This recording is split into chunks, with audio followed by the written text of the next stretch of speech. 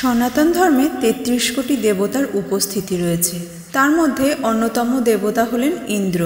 স্বর্গের রাজা বলা হয় তাকে, তাই তার নামের আগে উল্লেখ থাকে দেবরাজ শব্দের, যার সাথে সম্পর্ক রয়েছে আকাশ, ঝড়ঝঞ্ঝা, বৃষ্টি, বজ্রপাত এবং যুদ্ধের। কিন্তু প্রশ্ন হলো, হিন্দু ধর্মে বহু দেবদেবীর বিশেষ তিথি সময়ে পুজোপাঠ করা হলেও যিনি দেবতাদের রাজা তিনি কেন পূজিত হন না? কেন তার নির্দিষ্ট কোনো মন্দির নেই? তাকে পূজার্চনা থেকে কেন বঞ্চিত করা হয়েছে? কারণ জানা আছে কি? জেনে নিন দেবরাজ ইন্দ্রকে পূজা না করার দুই পৌরাণিক কাহিনী। পুরাণ কাহিনী অনুসারে জানা যায়, পূর্বে সকল বৃন্দাবনবাসী মহা আড়ম্বরে দেবরাজ ইন্দ্রের পূজা করতেন। তখন শ্রীকৃষ্ণের জন্ম হয়নি। পরবর্তীতে শ্রীকৃষ্ণের আবির্ভাবের পর তিনি যখন বড় হলেন, তখন সকল বৃন্দাবনবাসীকে ইন্দ্রদেবের পূজা করতে বারণ করলেন। ইন্দ্রদেবের পূজার পরিবর্তে গোমাতা এবং গোবর্ধন পর্বতের পূজা করতে বললেন ভগবান শ্রীকৃষ্ণ। সেই কথা শুনে বৃন্দাবনের স্থানীয়রা বলেন, ইন্দ্রদেবের পূজা না করলে তিনি রুষ্ট হবেন এবং ধরাধামে বৃষ্টি দেবেন না, ফলে গোমাতাকে খাবার দিতে পারবেন না তারা।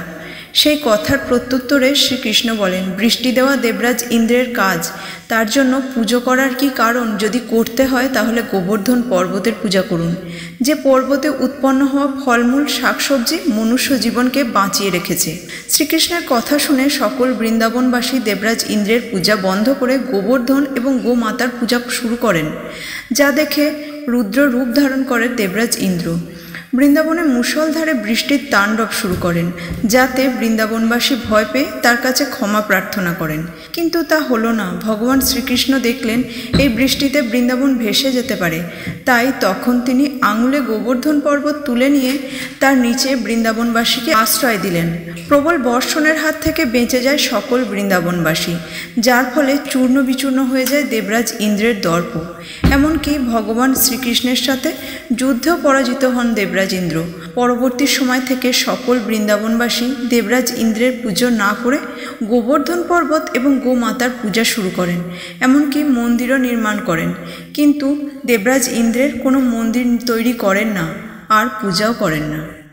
দেবরাজ ইন্দ্রের পুজো না করার অপর একটি কাহিনী পুরাণ মতে বলা হয়েছে, সুপ্রাচীন কালে ধরাধামে এক জঙ্গলের কুঠিরে বাস করতেন এক জ্ঞানী যোগী ঋষি, যার নাম গৌতম মুনি, এবং তার স্ত্রী অহল্যা, যিনি রূপে লক্ষ্মী এবং গুণে সরস্বতী, যার রূপে মোহিত হতো সকলে। হঠাৎই একদিন সেই কুঠিরে অহল্যা তার পতি গৌতম মুনির সেবায় রত ছিলেন। সেই সময়ই সেই স্থান দিয়ে যাচ্ছিলেন দেবরাজ ইন্দ্র। যাত্রাপথে তার চোখে পড়ে অহল্যার রূপ, যা দেখে অহল্যার প্রতি আসক্তি জাগে দেবরাজ ইন্দ্রের মনে। তবে সেদিন সেখান থেকে কোনো রকমে তিনি স্বর্গে ফিরে যান। স্বর্গে গিয়েও তিনি স্থির থাকতে পারেননি।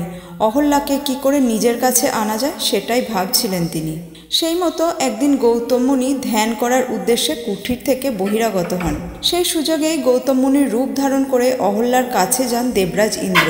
যা দেখে প্রথমে অবাক লাগলেও পরে গৌতম মুনির রূপধারী ইন্দ্রকে তিনি কিছুই জিজ্ঞাসা করেন না। কিন্তু পরে আসল গৌতম উনি যখন ফিরে আসেন, তখন তিনি অহল্যাকে পরপুরুষের সাথে দেখেন, যা দেখে তিনি বুঝে ফেলেন তার রূপধারী এই ঋষি হলেন দেবরাজ ইন্দ্র। যা দেখে ক্রুদ্ধ হয়ে গৌতম ঋষি দেবরাজ ইন্দ্রকে অভিশাপ দেন যে যোনির প্রতি তার এত আকর্ষণ, তার শরীরে যেন সেরকম হাজার যোনির সৃষ্টি হয় এবং তার পুজো যেন কেউ কখনো না করে। যা শুনে তৎক্ষণাৎ নিজের আসল রূপ বাইরে আনেন দেবরাজ ইন্দ্র। গৌতম ঋষির পা ধরে ক্ষমা চায়। পরবর্তীতে গৌতম মুনি ইন্দ্রের শরীরে সেই যোনিগুলিকে চোখে পরিণত করেন। তবে শুধু দেবরাজ ইন্দ্র নন, তার স্ত্রী অহল্যাকেও তিনি পাথর হয়ে যাওয়ার অভিশাপ দেন। কিন্তু অহল্যা তার কোনো দোষ ছিল না বলে বারংবার ক্ষমা চাইলেও অভিশাপ থেকে মুক্ত করেনি গৌতম মুনি। বরং তিনি বলেছিলেন ত্রেতাযুগে তার এই পাথর রূপ থেকে তিনি মুক্ত হবেন শ্রীরামের পাদস্পর্শে। সেই কর্মের পর থেকেই দেবরাজ ইন্দ্রের পুজো করা ছেড়ে দেন সকল ব্যক্তি।